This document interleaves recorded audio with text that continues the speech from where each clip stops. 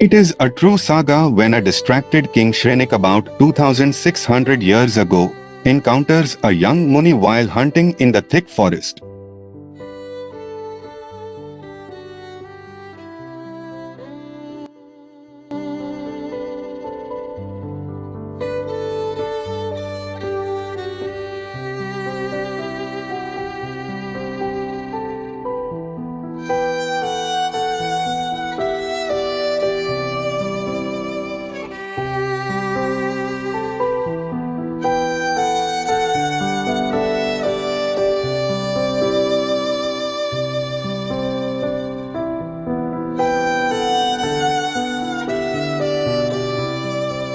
After getting defeated at the hands of a Muni, King Shrenik was in deep mental agony in understanding the reality of differentiating between the wrong and the right approaches. As usual, he was on a hunting journey but did not prefer to kill any animals due to his deep distractions. He saw a monk on the way who was sitting silently in deep meditation. But King thought he accomplished a drama after seeing me. I will teach him a lesson for his false act. He killed a snake that was put up around Muni's neck and returned to his palace. King Shrenik forgot this event, and after 2 days the king recounted the incident to his queen Chelna during sleeping time, and she became concerned about Muni's distress along with his disturbed meditation. She requested to visit him now. "Hey, king, you cannot assess his distress as various kinds of insects were bugging him." "Queen, don't be so serious. He would have taken it out just after me. Tomorrow morning you could see him." The next morning, Queen compassionately removed insects and the dead snake from his body, applying the herbal ointment to soothe the wounds. Despite the king initially dismissing the severity of the situation, they witnessed the Muni sitting silently, opened his eyes, and blessed them after providing care to the queen. With this episode, King Shrenik struggled with the mental agony of distinguishing between right and wrong virtues. With this event, King Shrenik gave up hunting but often used to roam in the forest and returned with bare hands. Soon he met a very young, dignified, handsome-looking Muni who was sitting and meditating in a dense forest under a tree. On seeing him, he got down from his horse and bowed to him. King was surprised to see how one could be a Muni in a very young life who looked to be from a great family.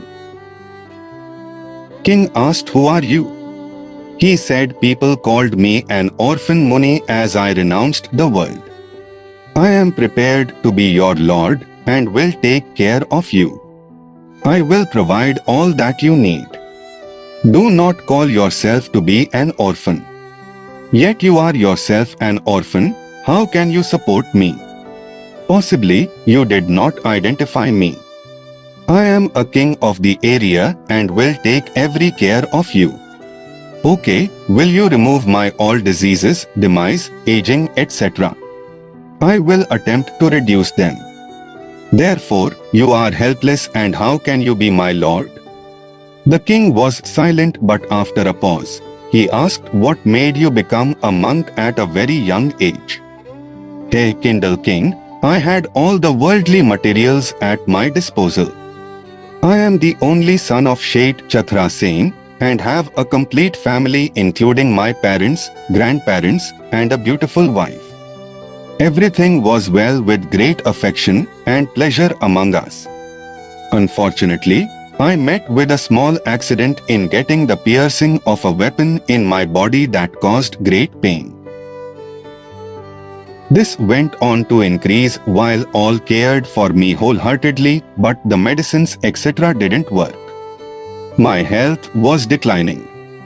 Capable and famous doctors were called upon from the world over, and their treatments were not effective to cure me. My health was deteriorating, and finally, doctors gave up hope of my survival.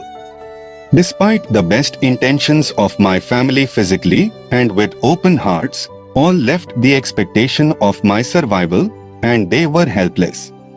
The attachment that they had towards me was diminishing rapidly as if I had left the world already. A visible disparity between the earlier affection and now was glimpsed that pinched me a lot. I decided mentally if I recovered, I would proceed for penance. A spirited view on these lines turned my disease into restoring mode and soon I became a healthy person. To my surprise, the distance between me and the family members has been reflected in a return back. Hey, King, there is no one with us and it is a bitter truth. Accept the fact sooner. I hope you have understood the meaning of orphan, and we all are. Renouncing the world is the only way to get out of sorrow. Having listened to the views of Anath Muni, the king said to him, I am delighted to hear you and rightly clarified, I cannot be your lord, and even no one else. The king bowed to Anath Muni and returned to his palace. King Shrenik was in deep thinking after understanding the essence of life. But he was unable to decide the way how to go after it. After having a distracted mind, he then thought to talk to his mother about his flickering mind and observed reality and how that tempered him. I wanted to have a perfect peace. After a lot of deliberations, I wished to adopt another religion, said to mother. What people would confer. I cannot go with their views as I had to manage my philosophical life from the future point of view.